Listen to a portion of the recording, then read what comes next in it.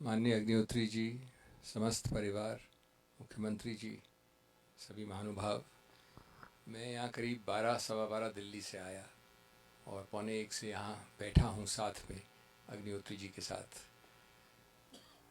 मेरा दुर्भाग्य है कि मेरा सिमी जी से कोई इंटरेक्शन नहीं हुआ कभी, लेकिन मैं आपको ये कह सकता हूँ कि आधे 1 घंटे में बैठकर जो मैंने देखा सुना, उससे पहली बात तो ये स्पष्ट है कि ये बहुत ही अद्भुत महिला थी, बहुत ही अद्भुत महिला थी, बहुआयामी रूप से प्रतिभाशाली है। दूसरे नंबर पर मैंने विशेष देखा कि जो ज्ञानवर्धन शिक्षा पे सिमी जी और ज़रूर सिमी जी के कारण इस पूरे परिवार का फोकस है, वो अपने आप में अद्भुत है। मेरा सौभाग्य प्राप्त हुआ है, पीएचडी की है मैंने भी, लेकिन यहाँ तो मैं पीएचडीज़ के ऊपर पीएचडीज़ देख रहा हूँ और विशेष सब्जेक्ट्स पे। ये कोई आसान चीज़ नहीं है और वो अपने डिपार्टमेंट के अध्यक्ष के स्तर पर पहुँच गई थी।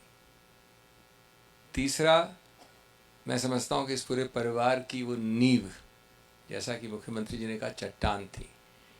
ये तो बड़ा साफ दिखता है, यद्यपि मैं पहली बार उनके बारे में जान रहा हूँ, और मैं समझ सकता हूँ कि जब नींव इस प्रकार से हिल जाती है तो कितना ज़्यादा पीड़ा हो सकती है।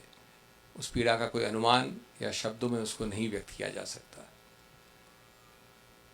और ज़्यादा कहने की आवश्यकता नहीं है, लेकिन एक बात ज़रूर है कि जो उन्होंने आदर्श दिखाए, मैंने देखा यहाँ पर जो महिलाएं आईं करीब 1.5-2 घंटे में, जो एक उमड़ती हुई भावनाएं देखी मैंने यहाँ, उससे ये जाहिर है कि वो ज़रूर मुकेश अग्निहोत्री की पत्नी थी, लेकिन वो अपने हैसियत से एक अलग व्यक्तित्व थी, एक अलग शख्सियत थी, जिनके प्रति इतना उमड़ती हुई भावना और प्यार देखा मैंने। तो मैं समझता हूँ उन्हीं आदर्शों पे, उन्हीं के मूल्यों पे ये परिवार चलेगा तो निश्चित रूप से उनकी आत्मा को भी शांति होगी और इन सबको संतोष होगा।